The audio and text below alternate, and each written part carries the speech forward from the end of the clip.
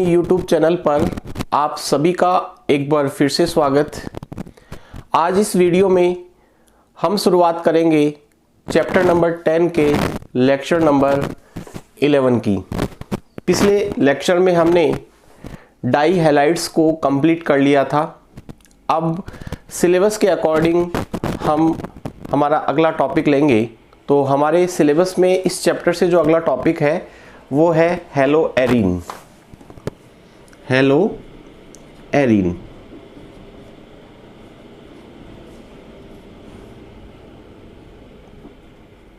देखिएगा hello arene क्या होते हैं।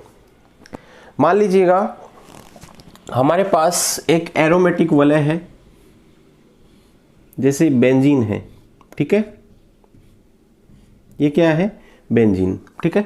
इस बेंजीन का एक हाइड्रोजन मैंने यहां से हटा लिया, एक हाइड्रोजन मैंने यहां से हटा लिया। इस हाइड्रोजन को हटा सकते हो, इसको भी हटा सकते हो, इसको भी हटा सकते हो, किसी भी हाइड्रोजन को आप हटा सकते हो। हाइड्रोजन हटाकर आपने एक हैलोजन समूह यहां पर जोड़ दिया। तो अब जो कंपाउंड बना उसे हम कहेंगे हेलो एरीन। हेलो एरीन को एरिल हैलाइड भी कहा जाता है। तो ये एक हेलो एरीन है। तो हेलो एरीन में क्या होता है? हैलोजन परमाणु जो होता है वो डायरेक्टली एरोमेटिक वलय के साथ जुड़ा होता है। तो हेलो एरीन की परिभाषा क्या होगी?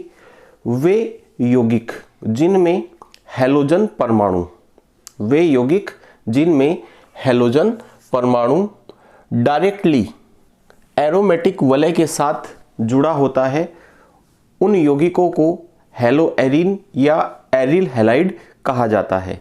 जैसे ये बेंजीन है, बेंजीन का एक हाइड्रोजन हटा के मैंने क्लोरीन लगा दिया, तो इसे हम कहेंगे क्लोरोबेंजीन। एक हाइड्रोजन हटाकर मैंने ब्रोमीन लगा दिया, तो इसे हम कहेंगे ब्रोमोबेंजीन। एक हाइड्रोजन हटाकर मैंने आयोडीन लगा दिया, तो इसे हम कहेंगे आयोडोबेंजीन। और यदि आप एक हाइड्रोजन हटाकर फ्लोरीन लगाते हो तो उसे हम क्या कहेंगे? फ्लोरोबेंजीन। तो हेलो एरीन क्या होते हैं? एक बार वापस से आप सुन लीजिएगा। वे यौगिक जिनमें हैलोजन परमाणु डायरेक्टली एरोमेटिक वलय के साथ जुड़ा होता है। बेंजीन एक एरोमेटिक यौगिक है, अर्थात इसकी जो वलय है उसे हम क्या कहेंगे? एरोमेटिक वलय कहेंगे, ठीक है। तो एरोमेटिक वलय के कार्बन के साथ यदि हैलोजन परमाणु डायरेक्टली जुड़ा हुआ है तो ऐसे यौगिक क्या कहलाते हैं? हेलो एरीन या एरिल हैलाइड। Aryl halide. और इन्हें हम ARX के द्वारा शो करते हैं। किसके द्वारा शो करते हैं? इनको कॉमनली ARX के द्वारा शो किया जाता है। जैसे हमने पढ़ा था कि एल्किल हैलाइड जो होते हैं उनको शो करने के लिए हम काम में लेते हैं RX, जहाँ पे R क्या होता है? एल्किल समूह होता है। उसी प्रकार एरिल हैलाइड या हेलो एरीन को शो करने के लिए हम ARX लिखते हैं। क्या लिखते हैं? ARX, जहां AR का मतलब है एराइल ग्रुप या एरिल ग्रुप, ठीक है। इसके बाद में आपने ये समझ लिया कि हेलो एरीन्स क्या होते हैं। तो जैसे क्लोरोबेंजीन है, ब्रोमोबेंजीन है। जैसे एक कंपाउंड और ले रहा हूं मैं, ये है टोलुइन। टोलुइन में क्या होता है? बेंजीन के कार्बन के साथ मिथाइल ग्रुप जुड़ा होता है। इसे हम क्या कहते हैं? टोलुइन कहते हैं, ठीक है। तो टोलुइन का एक हाइड्रोजन हमें बेंजीन वलय से हटाना है और उसके स्थान पे हमें हैलोजन जोड़ देना है। तो यह भी एक क्या है? एरिल हैलाइड है। इसको हम कहेंगे ऑर्थो हेलो टोलुइन, ठीक है। क्योंकि ये X है, X जो परमाणु है वो टोलुइन के ऑर्थो पोजीशन पर जुड़ा हुआ है। यदि आप इसे मेटा पोजीशन पे जोड़ते हो, ये वाली पोजीशन मेटा होगी, ये वाली पोजीशन क्या होगी? पैरा होगी। एक बार मैं बता देता हूँ ऑर्थो मेटा पैरा का मतलब। जैसे मान लीजिएगा हमारे पास ये बेंजीन वलय है, यहाँ पर मैंने कोई ग्रुप जोड़ दिया G, ठीक है। तो इस ग्रुप वाला जो कार्बन है, इस ग्रुप वाला जो कार्बन है, इसके पास वाले जो दोनों कार्बन होंगे वो ऑर्थो पोजीशंस के कार्बन होंगे, ये वाले दोनों कार्बन अगले वाले दोनों मेटा होंगे, और ग्रुप का जो कार्बन है उस कार्बन के एकदम सामने जो कार्बन आ रहा है उसे हम पैरा पोजीशन कहेंगे, ठीक है। तो किसी भी एरोमेटिक वलय यानी मैं कहूँ बेंजीन के ऊपर कोई ग्रुप जुड़ा हुआ है, उस ग्रुप के पास वाले दोनों जो कार्बन होते हैं, ग्रुप के कार्बन के पास वाले जो कार्बन होते हैं उन्हें हम ऑर्थो पोजीशंस कहते हैं, अगले दो कार्बन मेटा पोजीशंस, और ये वाली जो स्थिति है उसे हम क्या कहेंगे, पैरा स्थिति, ठीक है। तो पास वाली दोनों स्थितियां ऑर्थो, अगली दोनों मेटा, और ये क्या हो गई, पैरा। जैसे ये है, यहाँ पे मैंने जोड़ दिया कोई ग्रुप G, तो बताओ इस ग्रुप के कार्बन के पास वाली दोनों स्थितियां क्या होगी, ऑर्थो, अगली दोनों स्थितियां क्या होगी, मेटा, और इसके ठीक सामने वाली स्थिति क्या होगी, पैरा। पैरा स्थिति 1 होती है, ऑर्थो स्थितियां 2 होती है, और मेटा स्थितियां भी कितनी होती है, 2 होती है। तो ये हमने बात की हेलो एरीन की, ठीक है। अब देखिएगा यहाँ पर हमें अगली बात क्या पढ़नी है, अगली बात हमें पढ़नी है कि हेलो एरीन में CX बंध की प्रकृति, या फिर मैं कहूं CX बंध की बंध लंबाई।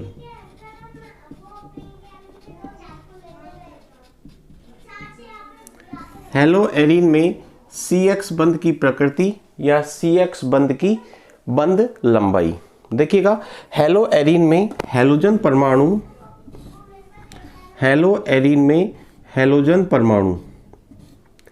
एरोमेटिक वलय के कार्बन के साथ डायरेक्टली जुड़ा होता है, और ये जो कार्बन होता है ये कार्बन अपने पास में 3 सिग्मा बंध रखता है। ये देखिएगा इस कार्बन के पास कितने सिग्मा बंध है, 1, 2 और 3। ये वाला बंध तो पाई होता है, ये सिग्मा है, ये सिग्मा है, और ये भी क्या है, सिग्मा, ठीक है। तो हैलोजन परमाणु जिस कार्बन से जुड़ा हुआ है उस कार्बन ने कितने सिग्मा बंध बना रखे हैं, 3, ठीक है। तो यदि 3 सिग्मा बंध बनाता है कोई कार्बन तो उस कार्बन का संकरण क्या होता है, sp2 संकरण होता है, ठीक है। तो बताइएगा हैलोजन परमाणु हेलो एरीन में sp2 संकरित कार्बन से जुड़ा हुआ होता है कि नहीं होता, होता है। तो आपको ध्यान रखना है हेलो एरीन में हैलोजन परमाणु sp2 संकरित कार्बन से जुड़ा होता है, जबकि एल्किल हैलाइड में ये जो कार्बन है इस कार्बन ने कितने सिग्मा बंध बना रखे हैं, 4। 3 तो हाइड्रोजन जुड़े हुए हैं और 1 क्या जुड़ा हुआ है, क्लोरीन। तो इसने 4 सिग्मा बंध बना रखे हैं, इस कारण से इसका संकरण क्या होता है, sp3। तो एल्किल हैलाइड में हैलोजन परमाणु जिस कार्बन से जुड़ा होता है वो कार्बन sp3 संकरित होता है, जबकि हेलो एरीन में हैलोजन परमाणु जिस कार्बन से जुड़ा होता है वो sp2 संकरित होता है। एल्किल हैलाइड में हैलोजन परमाणु sp3 संकरित कार्बन से जुड़ा होता है, और हेलो एरीन में हैलोजन परमाणु sp2 संकरित कार्बन से जुड़ा होता है। अब देखिएगा हेलो एरीन में हैलोजन परमाणु का लोन पेयर, हैलोजन परमाणु पर 3 लोन पेयर होते हैं। कितने लोन पेयर होते हैं, 3। 3 क्यों होते हैं, क्योंकि हैलोजन के बाह्यतम कोष में 7 इलेक्ट्रॉन होते हैं। 7 में से 1 इलेक्ट्रॉन तो इस बंध में भाग ले लिया, इस बंध को बनाने के लिए 1 इलेक्ट्रॉन ने भाग ले लिया। तो बताओ कितने इलेक्ट्रॉन बचे हैलोजन के पास, 6 इलेक्ट्रॉन बचे। हैलोजन के बाह्यतम कोष में कितने इलेक्ट्रॉन होते हैं, 7 होते हैं। 7 में से 1 इलेक्ट्रॉन तो इस बंध में आ गया, तो बताओ कितने इलेक्ट्रॉन बच गए, 6 इलेक्ट्रॉन बच गए। 6 इलेक्ट्रॉन बचने का मतलब कितने पेयर बनेंगे, 3 पेयर बनेंगे, और इन 3 पेयरों को हम कहेंगे लोन पेयर, ठीक है। तो देखिएगा हैलोजन परमाणु का जो लोन पेयर है वो इस बेंजीन वलय के साथ अनुनाद में भाग लेता है। किस में भाग लेता है, अनुनाद में, इस प्रकार से।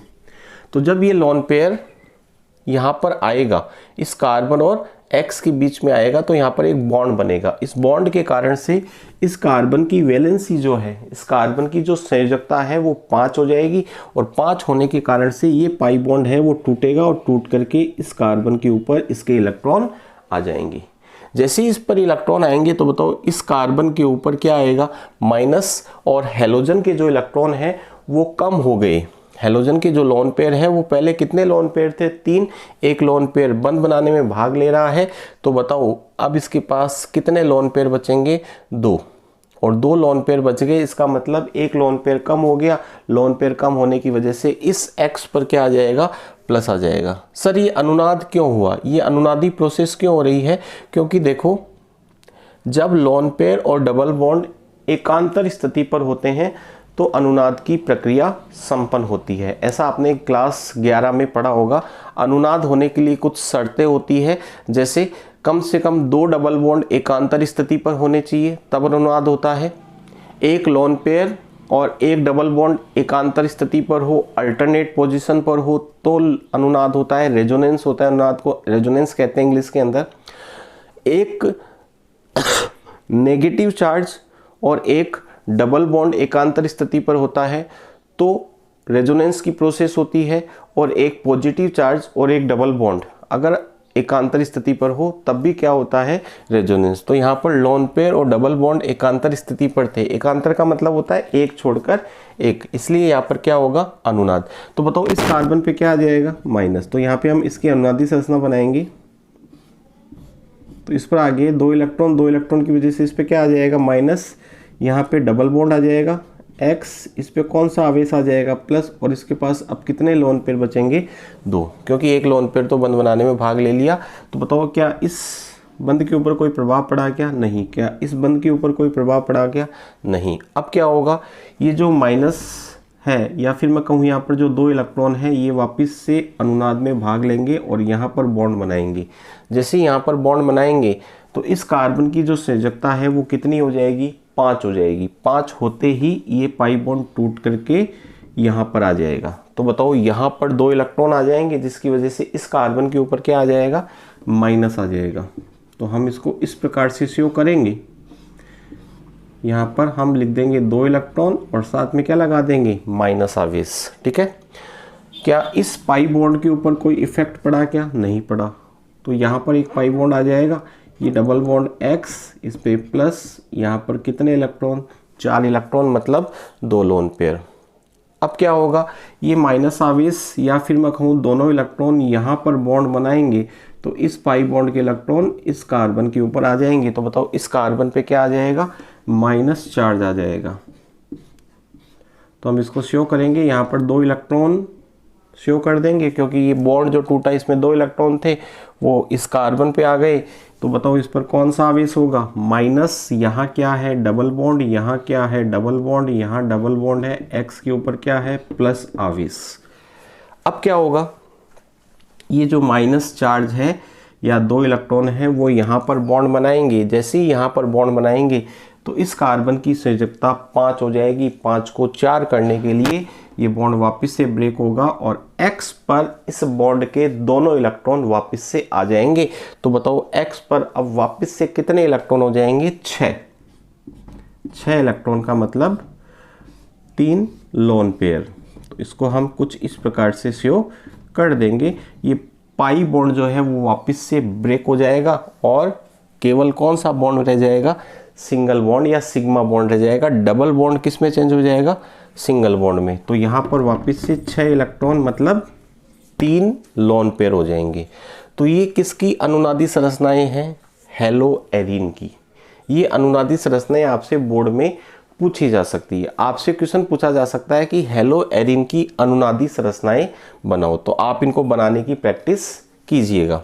अब इन अनुनादी संरचनाओं में आपने क्या देखा कि कार्बन और X के बीच में, कार्बन और X के बीच में कुछ समय के लिए डबल बॉन्ड आया। कुछ समय के लिए क्या आया, डबल बॉन्ड। अर्थात हम कह सकते हैं कि C और X के मध्य आंशिक द्विबंध लक्षण उपस्थित होते हैं। आंशिक द्विबंध लक्षण उपस्थित होते हैं, पार्शियली डबल बॉन्ड कैरेक्टर उपस्थित होते हैं। किस कारण से, अनुनाद के कारण से। और हम जानते हैं कि डबल बॉन्ड की बॉन्ड लेंथ सिंगल बॉन्ड से कम होती है।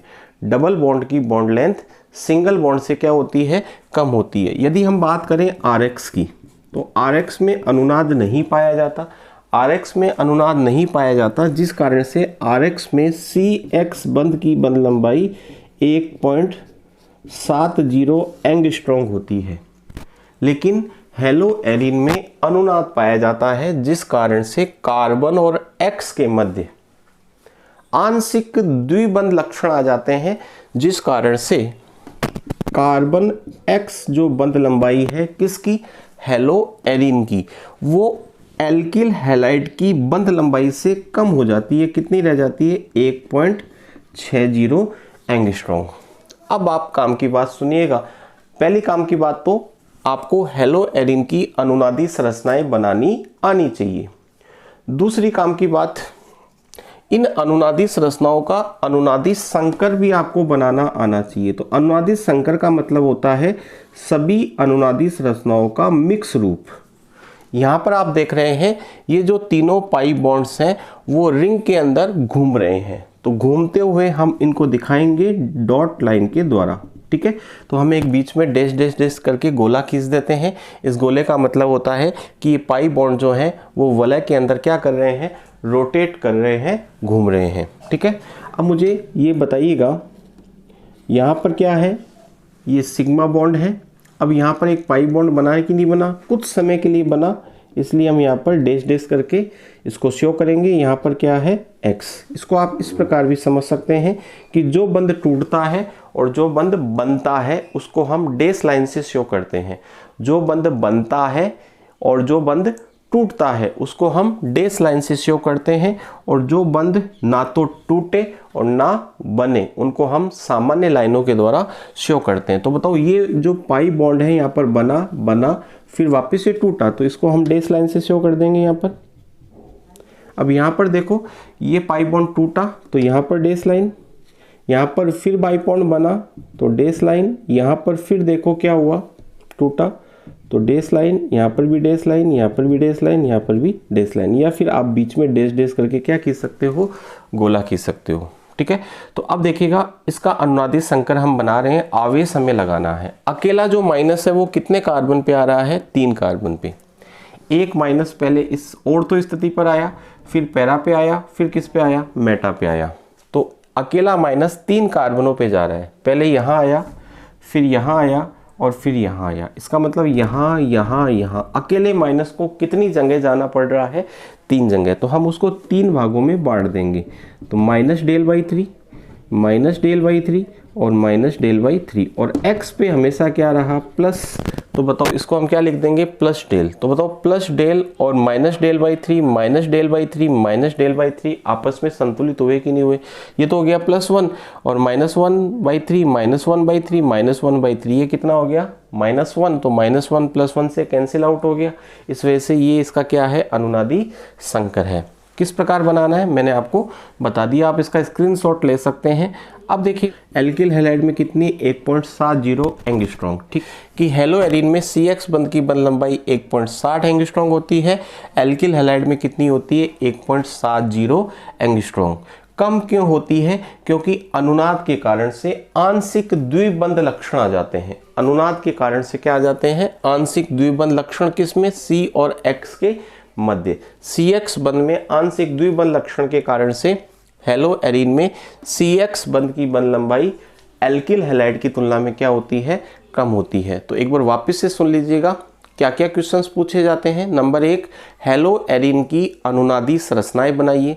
तो आप अनुनादी संरचनाएं बना सकते हो। फिर आपसे पूछा जा सकता है कि हेलोएरिन में CX बंध की बंध लंबाई एल्किल हैलाइड की तुलना में कम क्यों होती है। तो आपका आंसर होगा हेलोएरिन में हेलोजन परमाणु का लोन पेयर बेंजीन वलय के साथ अनुनाद में भाग लेता है, जिस कारण से हेलोएरिन के CX बंध के मध्य आंशिक द्विबंध लक्षण आ जाते हैं, जिस कारण से हेलोएरिन के CX बंध की बंध लंबाई एल्किल हैलाइड की तुलना में कम हो जाती है। हेलोएरिन में कितनी होती है, 1.60, और एल्किल हैलाइड में कितनी होती है, 1.70 एंगस्ट्रॉम। इसके बाद में आपको पढ़ना है हेलोएरिन को बनाने की विधियां। हेलो एरिन को बनाने की विधियां।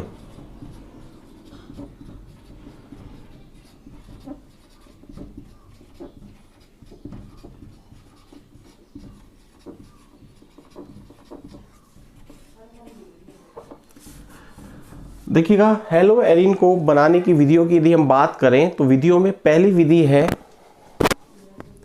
हैलोजनीकरण द्वारा।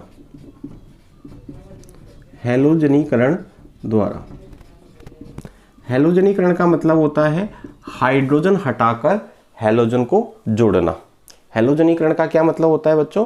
हाइड्रोजन हटाकर हैलोजन जोड़ना। तो हैलोजनीकरण हम इसको दो पार्ट में स्टडी करते हैं। नंबर ए, बेंजीन वलय के कार्बन पर हैलोजनीकरण, यानी हम क्या करेंगे, बेंजीन वलय के कार्बन से हाइड्रोजन को हटाएंगे और उसके स्थान पर क्या जोड़ देंगे? हैलोजन परमाणु जोड़ देंगे। जैसे हमने लिया बेंजीन, बेंजीन की अभिक्रिया हमने करवाई, ठीक है। ये गोला खींच रहे हैं क्योंकि ये हम इसकी रियल स्ट्रक्चर लिखते हैं। रियल स्ट्रक्चर के अंदर बीच में गोला आ जाता है, रेजोनेटिंग स्ट्रक्चर इसको बोलते हैं, अनुनादी संकर बोल सकते हो। तो यहाँ में हमने गोला खींच दिया, ठीक है। और इसकी रिएक्शन हमने करवाई Cl2 के साथ। किसके साथ करवाई?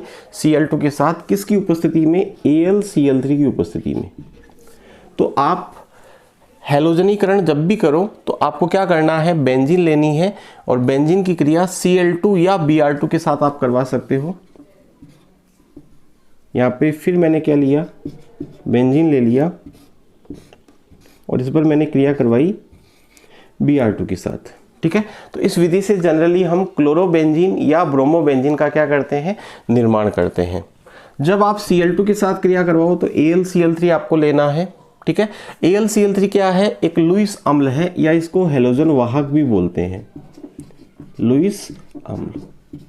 यानी हम क्या करते हैं? बेंजीन की अभिक्रिया क्लोरीन या ब्रोमीन के साथ करवाते हैं। किसकी उपस्थिति में? लुईस अम्ल की उपस्थिति में, ठीक है। यहाँ पर आपने Br2 लिया है तो आप यहाँ पर AlBr3 ले सकते हैं। क्या ले सकते हैं? AlBr3। तो क्या होगा बच्चों? यहाँ से हाइड्रोजन हटेगा और यहाँ से क्लोरीन आके यहाँ जुड़ जाएगा। तो बताओ यहाँ पर हाइड्रोजन है कि नहीं है? यहाँ पर भी है, यहाँ पर भी है, यहाँ पर भी है, यहाँ पर भी है, यहाँ पर भी है, क्योंकि बेंजीन का सूत्र होता है C6H6। तो यहाँ से क्लोरीन आएगा, उस हाइड्रोजन को हटा देगा, इस हाइड्रोजन को यहाँ से हटा देगा और क्या बन जाएगा? क्लोरोबेंजीन बन जाएगा।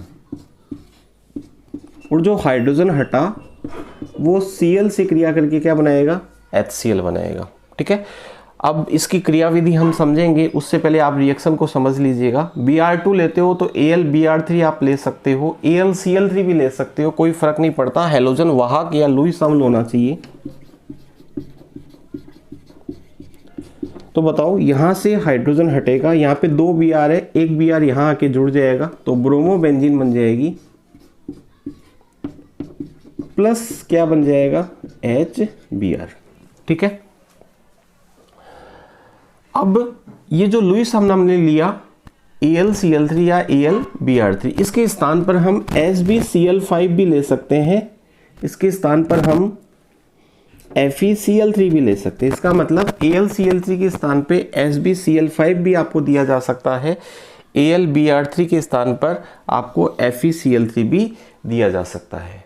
तो बेंजीन की अभिक्रिया जब क्लोरीन या ब्रोमीन के साथ हैलोजन वाहक की उपस्थिति में करवाते हैं। सर इनको हैलोजन वाहक क्यों कहा? तो उसका कारण मैं भी आपको बताऊंगा। हैलोजन वाहक या लुईस अम्ल की उपस्थिति में करवाते हैं तो क्लोरोबेंजीन या ब्रोमोबेंजीन का क्या होता है? निर्माण होता है।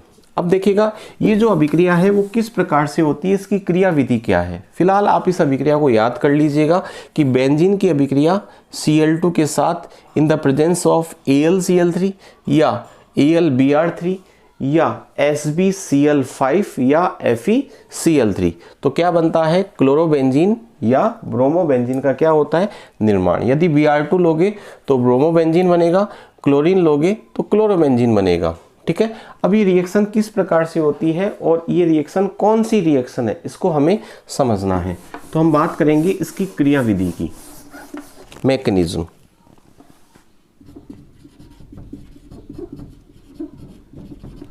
हमारे पास रिएक्शन क्या है, हमारे पास रिएक्शन है बेंजीन प्लस Cl2 किसकी उपस्थिति में, AlCl3 की उपस्थिति। इस अभिक्रिया की हमें क्या लिखनी है, क्रियाविधि। तो सबसे पहली बात आपको ध्यान रखनी है, क्लास 11 में आप पढ़ के आते हो कि जो एरोमेटिक यौगिक होते हैं उनकी अभिलाक्षणिक अभिक्रिया इलेक्ट्रॉन स्नेही प्रतिस्थापन अभिक्रिया होती है। क्या होती है, इलेक्ट्रॉन स्नेही प्रतिस्थापन अभिक्रिया। तो ये एक इलेक्ट्रॉन स्नेही प्रतिस्थापन अभिक्रिया का उदाहरण है, इलेक्ट्रोफिलिक सब्स्टिट्यूशन रिएक्शन का एग्जाम्पल है। इस अभिक्रिया में क्या होता है, इलेक्ट्रॉन स्नेही के द्वारा इलेक्ट्रॉन स्नेही का ही प्रतिस्थापन होता है, या हम कह सकते हैं प्लस वाला कोई ग्रुप प्लस वाले ग्रुप को ही हटाएगा और उसका स्थान ग्रहण कर लेगा। तो ध्यान रखिएगा, ये जो अभिक्रिया है वो कौन सी अभिक्रिया है, इलेक्ट्रॉन स्नेही प्रतिस्थापन अभिक्रिया है। ठीक है, इस अभिक्रिया में 3 पद होते हैं, या मैं कहूं इस अभिक्रिया की क्रियाविधि में कितने पद होते हैं, 3। पद नंबर 1, स्टेप नंबर 1, पहले पद में क्या होता है कि जो हैलोजन हमने लिया उसकी क्रिया लुईस अम्ल के साथ होती है। सर लुईस अम्ल क्या होता है, जिसमें केंद्रीय परमाणु का अष्टक क्या हो, अपूर्ण। तो यहाँ पर AlCl3 जो है उसमें एल्यूमिनियम का अष्टक क्या है, अपूर्ण है, जिस कारण से ये क्या करेगा, Cl2 से एक Cl माइनस बाहर निकाल लेगा। ये देखो ये Cl2 है, यहाँ पर कितने इलेक्ट्रॉन है, 2 इलेक्ट्रॉन। इसकी क्रिया मैंने किसके साथ करवाई, AlCl3 के साथ। AlCl3 में एल्यूमिनियम के पास बाह्यतम कोष में कितने इलेक्ट्रॉन है, 6, क्योंकि 3 क्लोरीन जुड़े हुए हैं और एक बंध में कितने इलेक्ट्रॉन होते हैं, 2 होते हैं। ये देखिएगा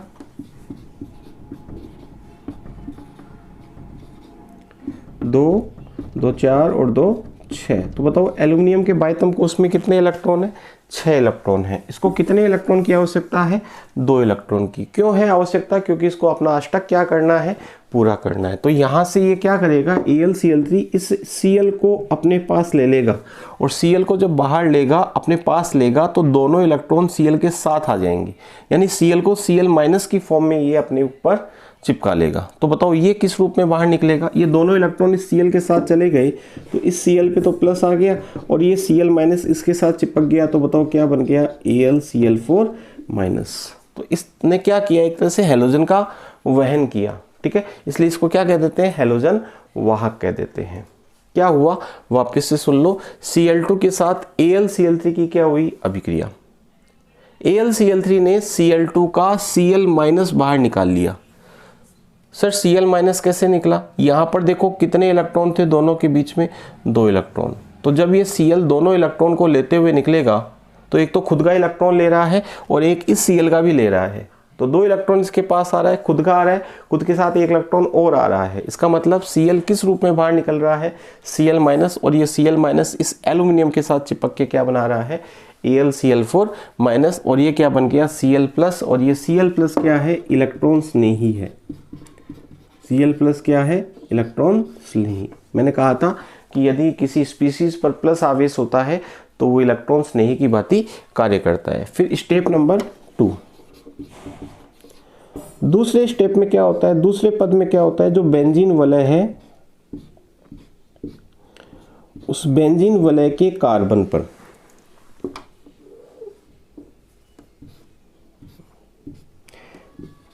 जो इलेक्ट्रॉन्स नहीं बना उसका अटैक होता है। तो देखिएगा इस कार्बन के ऊपर इसका हम अटैक करवा रहे हैं, आप किसी भी कार्बन पे करवा सकते हैं। डबल बॉन्ड की पोजीशंस आप कुछ भी रख सकते हैं अपने अकॉर्डिंग, उसमें कोई फर्क पड़ने वाला नहीं है। तो इस कार्बन के ऊपर इसका क्या होता है, अटैक। अटैक कब होगा, जब इस पर माइनस आएगा, और माइनस आने के लिए बॉन्ड यहाँ से क्या होगा, ब्रेक होगा। वापस से समझाता हूँ, देखिएगा स्टेप नंबर 2 को आपको क्या करना है, दूसरा पद लिखने के लिए सबसे पहले बेंजीन वलय बना लेनी है।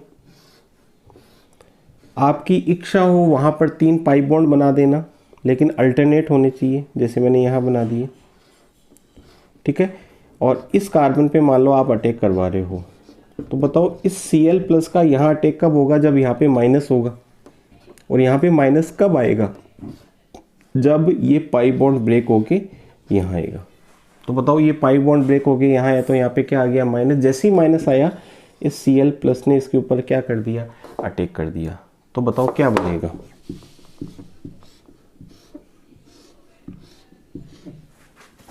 क्या इस पाई बॉन्ड के साथ कोई छेड़छाड़ की? क्या नहीं की। इसके साथ भी कोई छेड़छाड़ नहीं की। यहाँ पर हाइड्रोजन था और आके क्या जुड़ गया? Cl।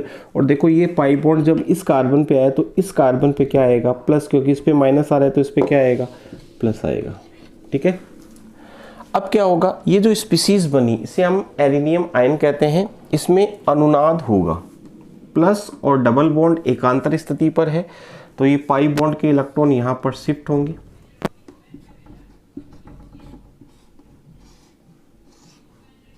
तो बताओ इस कार्बन पे क्या आ जाएगा? प्लस, यहाँ पे क्या है? डबल बॉन्ड, यहाँ पे क्या है? डबल बॉन्ड, ये H और ये Cl, ये भी क्या है? एरिनियम आयन। अब क्या होगा? ये पाई बॉन्ड यहाँ पर शिफ्ट होगा तो यहाँ पर क्या आ जाएगा? Plus charge. तो बताओ इस पे प्लस लगा देंगे, ये डबल बॉन्ड, ये डबल बॉन्ड, यहाँ पे H और यहाँ पे Cl। फिर क्या होगा?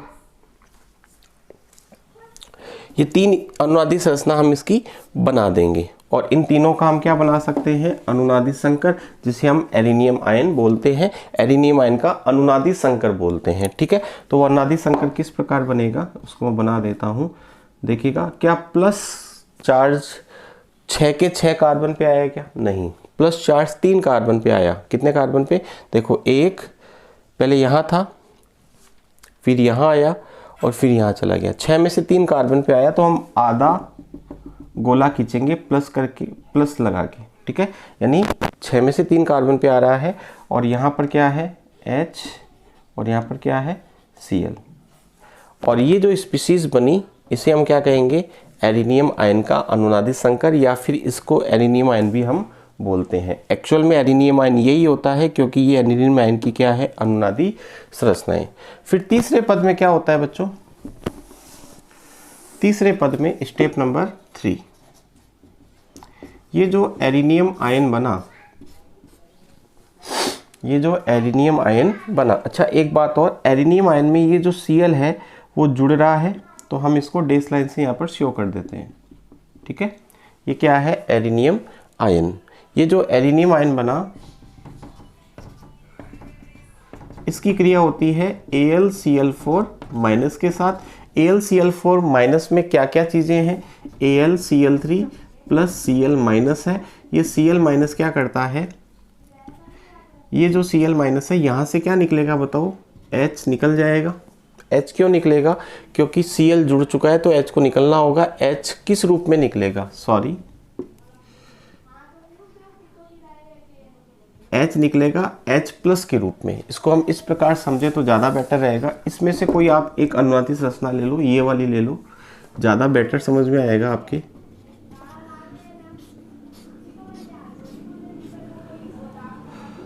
ये H और ये क्या है? Cl। इस पे क्या है? प्लस, यहाँ क्या है? डबल बॉन्ड, यहाँ क्या है? Double bond. इसकी क्रिया हुई AlCl4 माइनस के साथ। AlCl4 माइनस का मतलब AlCl3 प्लस Cl माइनस। ठीक है। क्या होगा? यहाँ पर जो 2 इलेक्ट्रॉन है ये 2 इलेक्ट्रॉन यहाँ पर शिफ्ट होंगे। ये H प्लस के रूप में निकलेगा। H प्लस क्रिया करेगा किसके साथ? Cl माइनस के साथ। तो बताओ क्या बन जाएगी? क्लोरोबेंजीन। प्लस क्या बन गया? HCl प्लस AlCl3 वापस से बाहर निकल जाएगा। इसका मतलब AlCl3 यहाँ पर उत्प्रेरक की भांति क्या कर रहा है? कार्य कर रहा है। तो बताओ कितने पदों में अभिक्रिया पूरी होती है? 3 पदों में। पहले पद में क्या होता है? इलेक्ट्रॉन स्नेही बनता है। दूसरे पद में इलेक्ट्रॉन स्नेही का बेंजीन वलय पर आक्रमण होता है, एरिनियम आयन बनता है। फिर एरिनियम आयन से किसका निर्माण होता है? क्लोरोबेंजीन का। अब देखो यहाँ पर Cl प्लस ने किसको हटाया? H प्लस को हटाया, इसलिए ये अभिक्रिया कैसी है? इलेक्ट्रॉन स्नेही प्रतिस्थापन अभिक्रिया। ठीक है। तो आप इसको नोट्स से कॉपी कर लीजिएगा या आपने स्क्रीनशॉट ले लिया होगा। इसके बाद देखिएगा, मैंने आपको बताया बेंजीन वलय पर हमने हैलोजनीकरण किया। फिर B है पार्श्व श्रृंखला में हैलोजनीकरण। पार्श्व श्रृंखला में हैलोजनीकरण जैसे हमने लिया, पार्श्व श्रृंखला में हैलोजनीकरण करने का मतलब है जैसे हमने एक ऐसा एरोमेटिक कंपाउंड लिया जिसमें साइड में चेन लगी हुई थी, जैसे CH3 लगा हुआ है, तो इसको हम क्या कहते हैं? टोलुइन कहते हैं। इसकी अभिक्रिया हमने करवाई Cl2 के साथ। अब हमें यहाँ पर हैलोजनीकरण नहीं करना है, यहाँ हैलोजनीकरण करोगे तो आपको क्या लेना होगा, AlCl3। चलो एक बार पहले यहाँ करके देख लेते हैं। ये आपने पढ़ा होगा ऑर्थोपैरा पोजीशन, सॉरी ऑर्थोपैरा निर्देशीय होता है। तो अब Cl जो होगा वो एक बार ऑर्थो पे जुड़ेगा और एक बार कहाँ जुड़ेगा, पैरा के ऊपर। तो बताओ क्या ये पार्श्व श्रृंखला हैलोजनीकरण है क्या, नहीं, ये तो बेंजीन विलय ही हो रहा है। एक बार ऑर्थो पे जोड़ना है, एक बार किस पे जोड़ना है, पैरा पर। सर एक बार ऑर्थो पैरा पे क्यों जोड़ा, क्योंकि ये जो CH3 ग्रुप होता है वो ऑर्थोपैरा निर्देशीय होता है। हमें पढ़ना है पार्श्व श्रृंखला में हैलोजनीकरण। ये अभिक्रिया आप क्लास 11 में पढ़ के आए हो। CH3 जो समूह होता है मिथाइल, वो ऑर्थोपैरा निर्देशीय होता है। हैलोजनीकरण ऑर्थो और पैरा स्थिति पर क्या होगा, संपन्न। इसे कहेंगे ऑर्थोक्लोरोटोलुइन, इसे कहेंगे पैराक्लोरोटोलुइन। हमें पढ़ना है पार्श्व श्रृंखला में हैलोजनीकरण। तो जब भी पार्श्व श्रृंखला में हैलोजनीकरण करवाना हो, यानी इस हाइड्रोजन को हटा के क्लोरीन लगाना हो, तो हम यहाँ पर लेते हैं UV लाइट या सूर्य का प्रकाश, या फिर यहाँ पे लिखा हुआ आएगा आपके HNu। ठीक है, सूर्य के प्रकाश में जो एनर्जी होती है उसको हम HNu से शो करते हैं। ठीक है, तो बताओ अब क्या होगा, ये Cl इस हाइड्रोजन को हटाएगा और अभिक्रिया मुक्त मूलक प्रतिस्थापन होगी। कैसी होगी, मुक्त मूलक प्रतिस्थापन। आपने क्लास 11 में पढ़ा होगा कि सूर्य के प्रकाश की उपस्थिति में जब भी हैलोजनीकरण होता है तो अभिक्रिया मुक्त मूलक प्रतिस्थापन प्रकार की होती है। तो बताओ यहाँ पर क्या होगा, ये जो CH3 उसका एक H हट जाएगा और क्या बन जाएगा, CH2Cl प्लस यहाँ से जो H निकला वो Cl से क्रिया करके क्या बनाएगा, HCl। तो ध्यान रखना, सूर्य के प्रकाश की उपस्थिति में हैलोजनीकरण जो होता है वो पार्श्व श्रृंखला पर होता है, और हैलोजन वाहक या मैं कहूँ लुईस अम्ल की उपस्थिति में हैलोजनीकरण कहाँ होता है, बेंजीन वलय के ऊपर होता है। हैलोजन वाहक या लुईस अम्ल की उपस्थिति में अभिक्रिया इलेक्ट्रॉन्स ने ही प्रतिस्थापन अभिक्रिया होती है, और सूर्य के प्रकाश की उपस्थिति में जो अभिक्रिया होती है वो मुक्त मूलक प्रतिस्थापन होती है। मुक्त मूलक प्रतिस्थापन अभिक्रिया होती है। इस कंपाउंड को हम कहते हैं बेंजील क्लोराइड, बेंजील क्लोराइड। अब मान लो इस अभिक्रिया में Cl2 को आधिक्य में लें,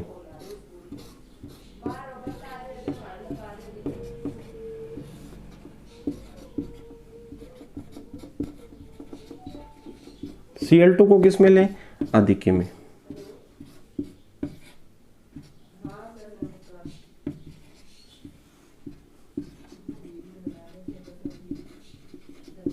Cl2 आधिक्य में होने की वजह से इसकी क्रिया वापस से Cl2 के साथ होगी, तो फिर एक हाइड्रोजन हटेगा।